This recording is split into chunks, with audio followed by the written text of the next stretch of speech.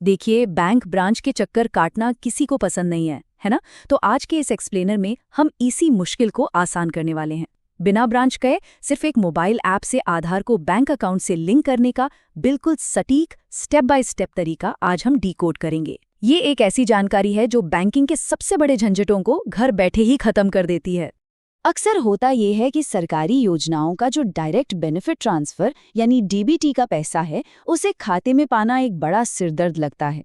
Bank की लंबी लंबी कतारें, ढेरों फॉर्म, उफ। लेकिन यहीं पर एंट्री होती है उमंग ऐप की, जो सच में एक गेम चेंजर है। इसके जरिए एनपीसीआई और डीबीटी फंड्स का रास्ता एकदम सीधा, डिजिटल और सच कहें तो बहुत आसान हो जाता है।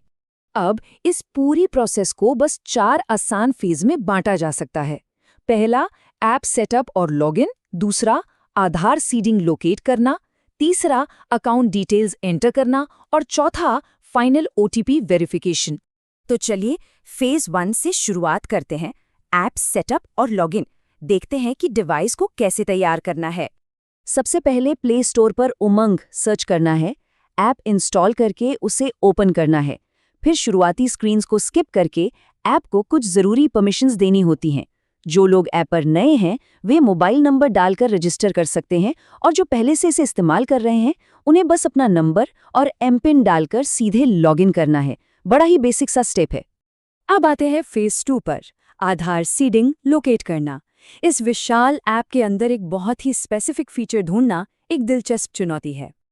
और यहीं पर वो असली मैजिक ट्रिक काम आती है। टॉप सर्च बार में जाकर बिल्कुल सटीक शब्द टाइप करने हैं, भारत आधार सीडिंग। ध्यान रहे, ये कोई नॉर्मल सर्च नहीं है, बल्कि इस पूरी प्रोसेस की मास्टर की है। अगर ये कीवर्ड नहीं डाला तो तय मानिए कि सही जगह पहुंचना लगभग नामुमकिन है। खैर, सर्च रिजल्ट आते ही उस पर टैप करना है। फिर गेट स्टार्टेड पर क्लिक करके कंसेंट बॉक्स यानी सहमति वाले बॉक्स पर टिक लगाना है और कंटिन्यू कर देना है।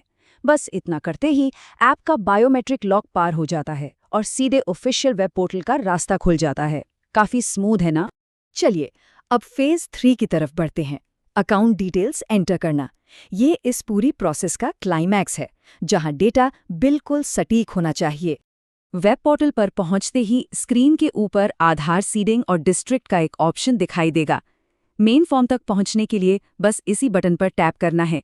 फॉर्म खुलते ही कुछ बेसिक लेकिन बहुत ही क्रिटिकल डिटेल्स भरनी होती हैं, जैसे सबसे पहले आधार नंबर, फिर लिस्ट से शहर और बैंक का नाम चुनना है।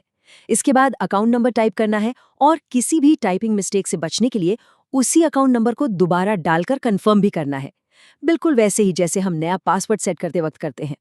फाइनली हम आखिरी फेज पर हैं, फाइनल ओटीपी वेरिफिकेशन। सारी मेहनत को सिक्योर करने और लिंक को पक्का करने का वक्त आ गया है। सारी डिटेल्स भरने के बाद फाइनल कंसेंट बॉक्स पर टिक करना है। फिर जो कैप्चा कोड दिया गया है उसे सावधानी से भरकर सबमिट दबा देना है। ऐसा करते ही समझ लीजिए बैंकिंग डिटेल्स सिस्टम में पूरी तरह लॉक हो गई। और सबमिट पर क्लिक करते ही क्या होगा? आधार से जुड़े रजिस्टर्ड मोबाइल नंबर पर तुरंत एक ओटीपी यानी वन टाइम पासवर्ड आएगा। इस पासवर्ड को एंटर करना ही वो अल्टीमेट सिक्योरिटी चेक है, जो आइडेंटिटी कंफर्म करता है और इस पूरे कनेक्शन को ऑथराइज कर देता है। ओटीपी कंफर्म होते ही बिंगो, सक्सेस का मैसेज आ जाएगा। बैंक अकाउंट अब एनपीसीआई और डायरेक्ट बेनिफिट ट्रांसफर के लिए 100% तैयार है। मतलब जो काम कभी हफ्तों में और कई चक्करों में होता था, वो अब बिना किसी झंझट के स्मार्टफोन से कुछ ही मिनटों में पूरा हो गया।